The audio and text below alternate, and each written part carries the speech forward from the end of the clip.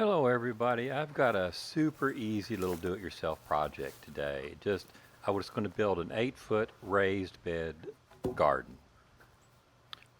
Well, actually, I guess I'm going to build a garden bed. Creating the whole garden, that's a much longer story. So for the garden bed, you'll just need six 2x6s, or I'm using six 2x6s. A 2x6 is actually 5.5 inches uh, wide, or tall.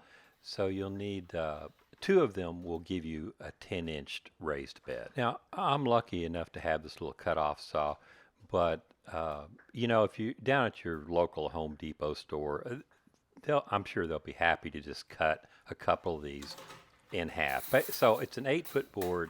I'm going to cut it right down the middle. Uh, so it'd be two 4-foot pieces. And you can see here, as I'm laying this out, I cross-check the measurement to make sure I've got the mark in the right place. Oh, and also, be careful with your power tools. So anyway, speeding along a bit here, you just cut the two of the boards, so you have 4 sections. So these are going to be the ends on the. Oh, by the way, these little deck screws are just the bee's knees for putting stuff together. And with the little star ends, you can really your driver gun will put these guys right in, easy peasy. So if you've got an impact driver, the little star screws are the best. So this is the impact driver. That's a star driver tool. Okay, back outside. Just speed along through here. Just going to put the boards where they go, so you can see there'll be the two long pieces, and then the four side rails. So what I'm going to do is I'm going to take one of the screws and I'm going to get it started into the first end piece. You see, I'm just kind of going along there till it catches and starts to go in, until the little tip starts to stick out the back side. And then it's just get the two pieces I'm going to put together and get them lined up. And you see, I just put that little brace in there so that the tops would be even. And that's really all you have to do. It's pretty straightforward, certainly for a garden bed. And now the screw is already to go. Just get them lined up and then cinch it down.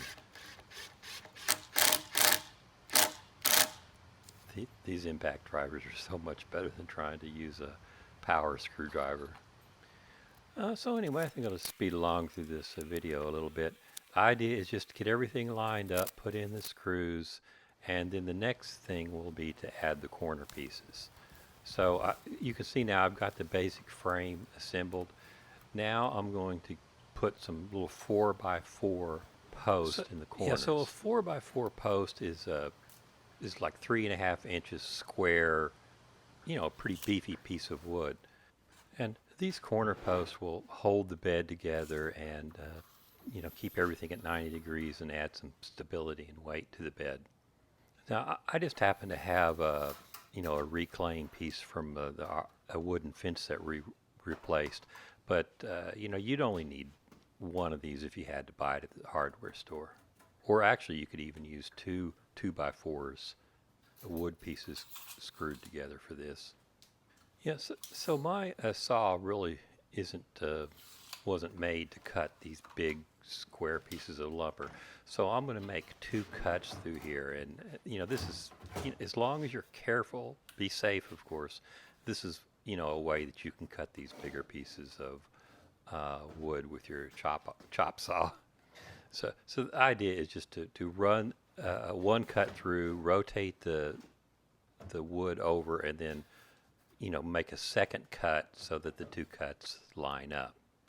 And you can see I'm taking my time here, checking where the blade is going to make its cut. Go smoothly, and watch the moving blades. You notice how I wait till that blade stops moving to mess around with the wood stock. And it's just a garden bed, so this doesn't have to be exact, but I try to make the cuts as even as I can. So I can see where the blade is, and just put that second cut through there, and you know, you get a pretty square end on that. So now I'm just going to use my first cut piece and make marks and cut 3 more, so I'll have, you know, 4 corners. So anyway, that's the end of the cutting part, and now just back out and do the final assembly. So how does a helicopter fly? It beats the air into submission.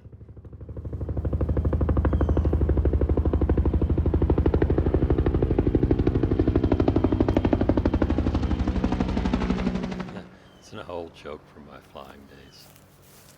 So yeah, so this next part is just take the wooden blocks and run screws through the sides into that wooden block, and that'll anchor everything together. Yeah, just take your time here and get the tops aligned, and you know, it should have a nice appearance on the top, and really nobody cares about the bottom side anyway. So once you get the 4 corner posts screwed in there, really you can be done at this point. I'm going to put a little bit of a decorative finish on it. So I just grabbed, just cut up some 2x4s, and I've also got these really long screws now I'm going to put in there, because I'm going through, you know, the 2x4 side rail, the decorative piece, and into the corner piece. So I need these extra long screws, which I happen to have.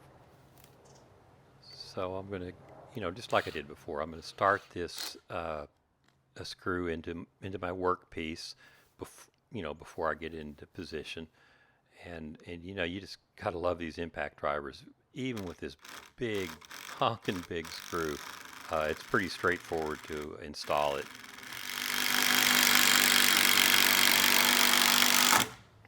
So again, just speed along through here. I'm going to put 2 decorative pieces on each corner, so you can see now how that looks. And I'm done. Just now the hard part starts, the actual gardening. So just an overview of what we've got. We've got the bed, and you'll notice here how I've overlapped these end pieces. I had a split in that 1 2x4, but oh well, it'll be fine. The long screws going through there and anchoring that together. It's a 10-inch tall bed, 8 feet long, so that should give a pretty good amount of gardening space. Oh yes, I almost forgot.